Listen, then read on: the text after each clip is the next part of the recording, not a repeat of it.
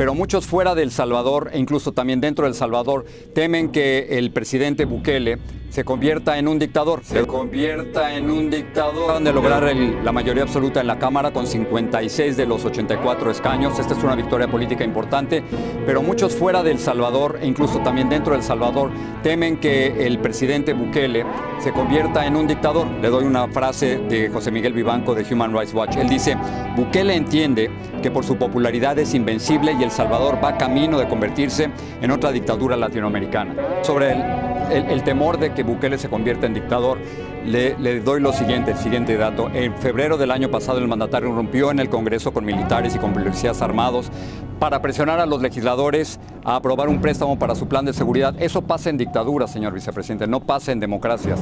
¿No fuese un gran error? Se meten al Congreso, eso es un problema siempre, ustedes lo saben.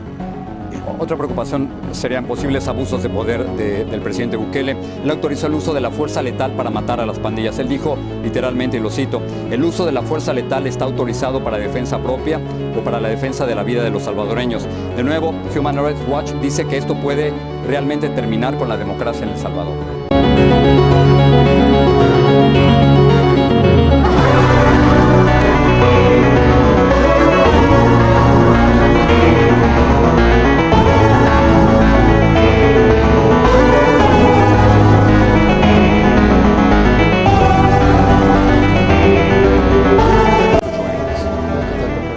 So there are an estimated 2 million Salvadorans living in the United States, maybe more, and more coming now.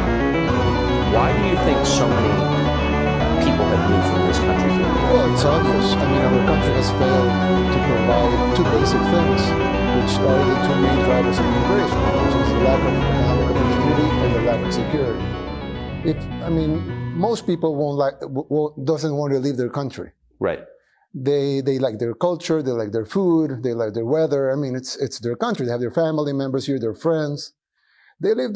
Most people leave their country because of two main reasons. And those are the two main reasons. And if you add up the civil war we had in the 80s, well, that was the main driver at the beginning. And then you have people, that have cousins over there, and then the cousin says, oh, come here and you will find a job here. And there's relative security based on what you have over there and what you have here.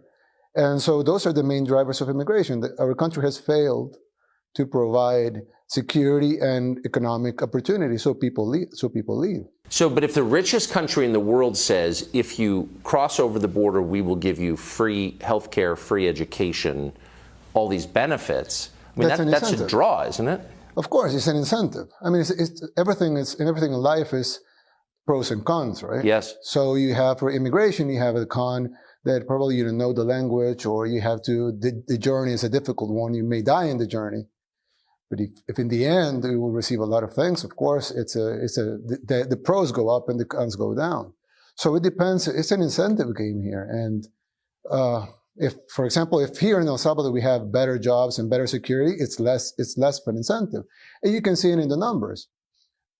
We haven't changed the country 180 degrees in 2 years. In 1 year and 9 months, we have been in government, of course. But if you see the numbers 2 years ago, and you see the numbers now, immigration from El Salvador has gone down. And it's a couple of reasons, but one of the reasons is that we have improved security by 75%. I mean, the homicide rate has gone down by 75%, and the violent crimes have gone down by 75%. And economic opportunities are a little better than what they were before, 2 years ago. And there's a little more hope here that the future is going to be better. So that lowers the numbers. That's why you have caravans of 10,000 people going out of Honduras, and you don't have any caravans going out from El Salvador. But 2 years ago, El Salvador was bigger than Honduras in immigration. So you have incentives and drivers here, like I told you before, economic opportunities and security, and you have incentives over there. What you will find at the border, and what you will find inside, and with law enforcement over there. Losing energetic, risk-taking people is obviously bad for your country. You want to keep people like that here. Do you resent the fact that the United States has offered all these incentives for people to leave your country and go there? No, I would never resent that. But I just think that for a country, it's not profitable to get the people out. First, it's immoral. I mean, you need to provide for your people, right? That's the moral issue. But you also have an economic issue. If you send your hardworking people and you're talented people and people that want to work and want to risk it just to go and work. You want to keep them here because those will be the drivers of your economy. You don't want them there so they could send a remittance, which would be a small portion of what they will earn and what they produce. You want them to produce here. But you're talking about problems that have been there, and not only in El Salvador, but in a lot of countries in Latin America for the last 4 decades. And this immigration thing is just feeding on dependency on immigration on the countries that drive it. So it's not good for the United States, and it's not good for El Salvador. The best thing for both of us is to keep our people here and to provide for our people right here in our country. And that's what people here want. Yes. So at the end, it's not, I won't resent it, of course, but I think that it's better if we can keep our people here. That's our job, and morally, that's the thing we have to do. Explain quickly, if you would, what you just said is not good for the United States to become dependent on immigration. What do you mean by that? No. Latin American countries, if you don't provide for your people economic opportunities, if your economy is doing bad, if your security is doing bad, people are gonna leave, and they're gonna go and try to find a rich country, right? They're not gonna leave for Guatemala, right? They're gonna try and go and leave for they want to go to the United States. So that makes these countries dependent on immigration because you become a net exporter of people. You're not exporting products or services. You're exporting people. So that makes your economy dependent on that, because then those people send money back to their home countries, which is not a good economic formula, but it makes the economies dependent on that. So when you keep these countries depending on that, the economy is like a vicious cycle.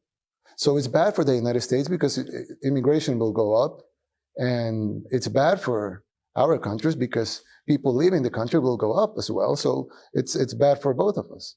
Smart. Yeah. Thank you.